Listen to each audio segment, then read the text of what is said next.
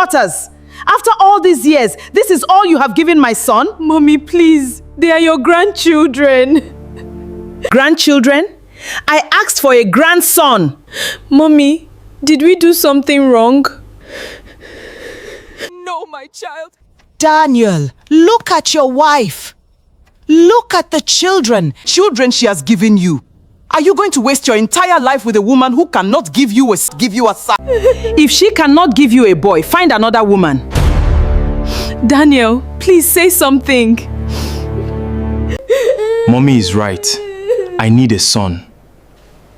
Even if it means destroying your family? Family? These two girls are not the family my son deserves.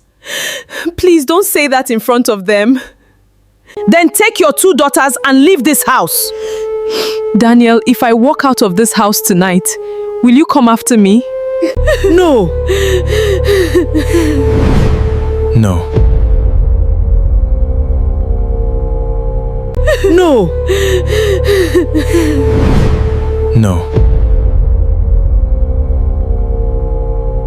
6 years earlier, before the slap, before the humiliation, before the day everyone finally discovered what kind of woman Amara truly was, she was simply known as the quiet wife.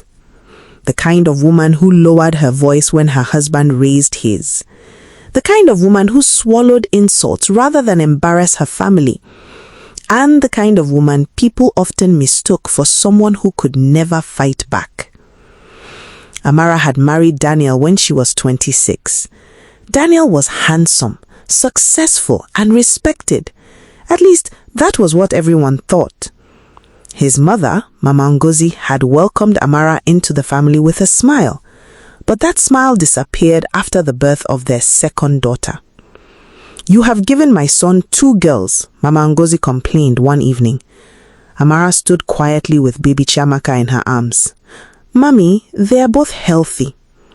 "I didn't ask whether they are healthy." The old woman pointed toward the baby. "I asked where my grandson is." Daniel sat nearby, staring at his phone. Amara looked at him. "Daniel?" He didn't raise his head. "Leave my son alone," Mama Ngozi snapped. "A woman who cannot give a man a son has no right to make demands." Amara's heart broke, but she said nothing. That became her pattern. When Mama Ngozi complained, Amara kept quiet. When Daniel came home angry, Amara kept quiet. When relatives joked that Daniel needed another woman, Amara smiled painfully and changed the subject. She loved her husband. More importantly, she loved her children, and she desperately wanted her marriage to work. But Mama Ngozi never stopped. One afternoon, she came into the kitchen and saw Amara preparing lunch. "Amara?" "Yes, Mommy?" "Where are the girls?" "They're upstairs doing their homework." Mama Ngozi scoffed. 2 girls, always 2 girls. Amara lowered her eyes. "Please don't say that." "Why shouldn't I?" "They're your grandchildren. And I want a grandson." Her voice became louder. "You have had enough time." Amara turned slowly. "Mommy, I cannot control whether I have a boy or a girl." Mama Ngozi slapped the kitchen counter. "Then perhaps my son should find another woman who can." Amara froze. Daniel heard the argument from the sitting room, but he didn't come. That night, Amara asked him about it. "Daniel, your mother said you should find another woman." Daniel sighed. "Don't start. She insults me every day. She is my mother." "I know. Then respect her." Amara stared at him. "I have never disrespected your mother." "Good." He turned away. The conversation ended. Years passed. The girls grew. Ada was 8, Chiamaka was 6, and Amara became even quieter. She taught the girls to respect their father. She taught them to greet their grandmother. She never allowed them to insult anyone, even when Mama Ngozi complained about them. One day, Ada came running into the kitchen crying. Mommy. Amara dropped what she was holding. What happened? Grandma said I should leave this house because I'm useless. Amara's heart tightened. Why would she say that? She said Daddy needs a son. Amara knelt beside her daughter. You are not useless. But Grandma said, listen to me. She held the girl's face. You are precious. Adan nodded through her tears. Amara hugged her. That night, she went into Mama Ngozi's room. Mommy, please stop saying those things to my children. Mama Ngozi looked at her. Or what? Amara swallowed. Nothing. The older woman smiled. That is what I thought. She walked away. But something inside Amara had begun to change. She wasn't becoming rebellious. She was becoming aware. There was a difference. Then Daniel's business started struggling. At first it was small. A delayed payment, a lost contract, then another. Within months, Daniel's income dropped dramatically. Amara did not complain. Instead, she started selling homemade pastries from the house. She woke before everyone else. She baked, she packaged, she delivered. Slowly, customers increased. Then she started supplying offices. One morning, Daniel found her counting money at the dining table. What is that? Money from the business. What business? The pastry business. He laughed. You? Amara smiled. Yes. He shook his head. It's just something small. She didn't answer. But she knew it was growing. Months later, the small business had become a real company. Amara registered it. She hired 2 women, then 5, then 10. She rented a small production space. Daniel still didn't pay attention. To him, his wife was simply the quiet woman who stayed at home. He had no idea that the woman he ignored was becoming financially independent. Then one evening, Mama Ngozi arrived with a young woman. Her name was Vanessa. She was beautiful. She dressed expensively. She spoke confidently. Mama Ngozi introduced her to Daniel. This is Vanessa. Daniel smiled. I know her. Amara was standing nearby. Her heart sank. Mama Ngozi looked at her. Amara, don't embarrass yourself. Amara stared at her. Embarrass myself how? Daniel is a grown man. Daniel remained silent. That silence was enough. Amara looked at him. Who is she? Daniel finally answered. My friend. Vanessa smiled. Hello, Amara. Amara nodded. Hello. She walked away. That night, Daniel didn't come to bed. The next morning, he told Amara something that shattered her. I am tired of this marriage. Amara looked at him. What do you mean? I want a woman who can give me a son. She stared at him. Our daughters are not enough? He didn't answer. You want to leave me because we have 2 girls? Daniel looked away. I need a son. Amara's eyes filled with tears. You promised me forever. Things change. Amara nodded slowly. Okay. Daniel expected shouting. He expected begging. He expected her to fall apart. Instead, she wiped her tears. Okay. But she didn't leave. Not yet. Because Amara had one reason for staying. Her daughters. She refused to allow them to believe that their family had ended because they were girls. Then, the worst day came. Daniel returned home with Vanessa. Not secretly, not quietly. He brought her through the front door. Amara was sitting in the living room. She stood. Daniel walked past her. Vanessa followed. Amara looked at him. Daniel? He stopped. I have something to tell you. She stared at Vanessa. What is she doing here? Daniel's voice was cold. She is staying here. Amara's heart stopped. This is my home too. I know. Then why would you bring another woman here? Daniel shrugged. I am done pretending. Vanessa smiled. Amara looked at her husband. You want me to leave? Daniel said nothing. That silence answered everything. Before Amara could respond, the front door opened. Mama Ngozi entered. She had just returned from church. She saw Vanessa, then she saw Amara. Her face hardened. Who is this? Daniel remained silent. Mama Ngozi asked again. Daniel, who is this woman? Vanessa answered. I'm his girlfriend.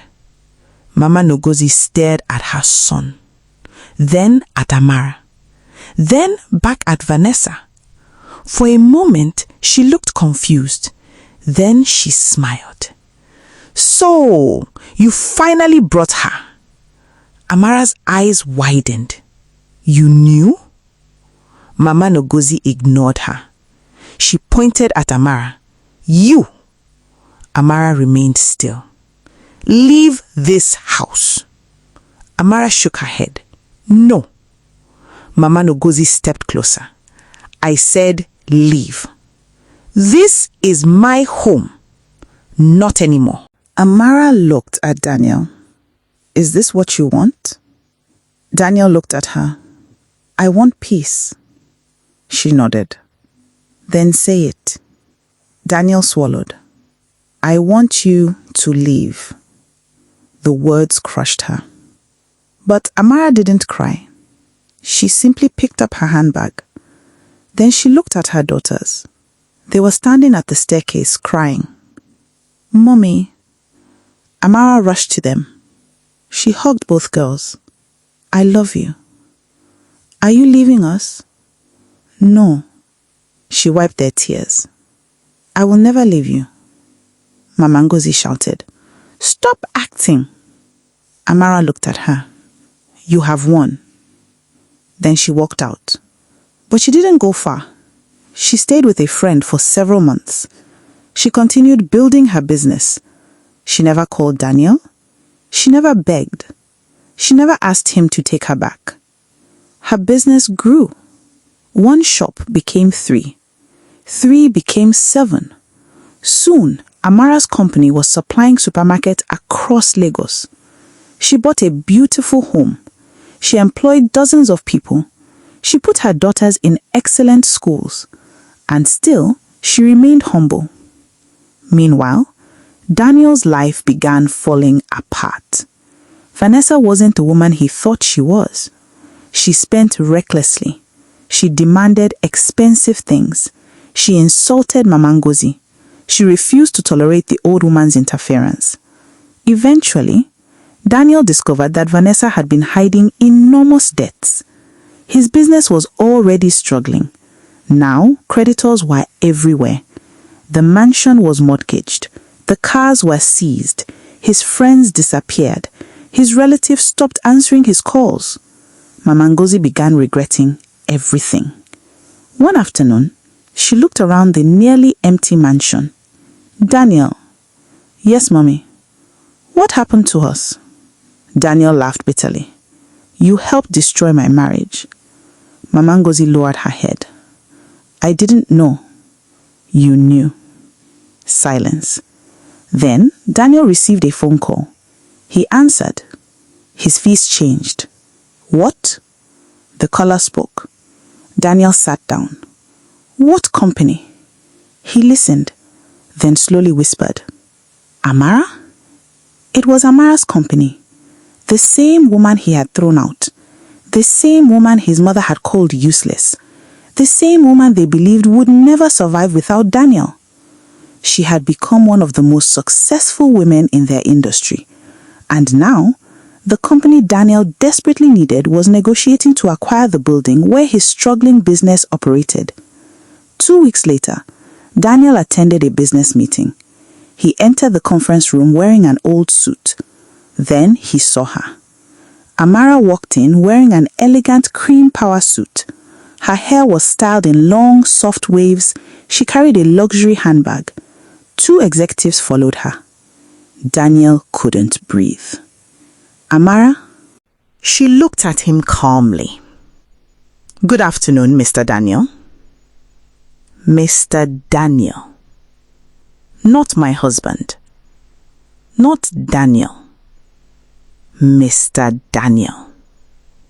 He lowered his eyes. I didn't know you were behind this company. Amara sat down. You never asked? His lips trembled. Can we talk privately? No, please. She looked at him. You brought another woman into our home. Daniel closed his eyes. I made a mistake. You didn't make one mistake. She spoke quietly. You made a choice. He looked at her. I was foolish. You were cruel. I know. You allowed your mother to humiliate me. He nodded. I know. You threw me away because I gave you daughters. Daniel's eyes filled with tears. I regret it. Amara looked at him for a long moment. Then she said something he never expected. I forgive you. Daniel looked up. Really? Yes. He smiled weakly. Then come back. Amara shook her head. No. His smile disappeared. I forgive you because I refuse to carry your pain for the rest of my life. She stood. But forgiveness doesn't mean returning to the place that broke me. Daniel began crying. Amara. She picked up her bag. Our daughters love you. He looked at her. Can I see them? Yes. She paused. But you will have to earn their respect. Then she walked away. Outside the building, Amara's daughters were waiting in the car. Ada smiled. Mommy, are we going home? Amara smiled. Yes. Chiamaka looked at her. Are you happy? Amara looked through the window at the Lagos skyline. Yes. She had once believed that losing her husband meant losing everything. She had been wrong. Sometimes losing the person who refuses to value you is the beginning of finding yourself. And sometimes the quietest woman in the room is not weak. She is simply waiting until she no longer needs anyone's permission to stand. Amara never returned to Daniel, but she never stopped her daughters from loving their father. She built her company, she built her home, and she built a life where nobody could ever again convince her that she was worthless because she had given birth to daughters. Years later, Mama Ngozi saw Amara receiving an award for outstanding business leadership. The woman she once ordered out of her son's house was now standing on a stage receiving applause from hundreds of people. Mama Ngozi cried, but Amara simply smiled. She had already moved on, because karma isn't always about watching someone suffer. Sometimes the greatest karma is becoming everything they said you could never become. And that was exactly what Amara had done. She had not become powerful because she wanted revenge. She became powerful because she finally understood her worth.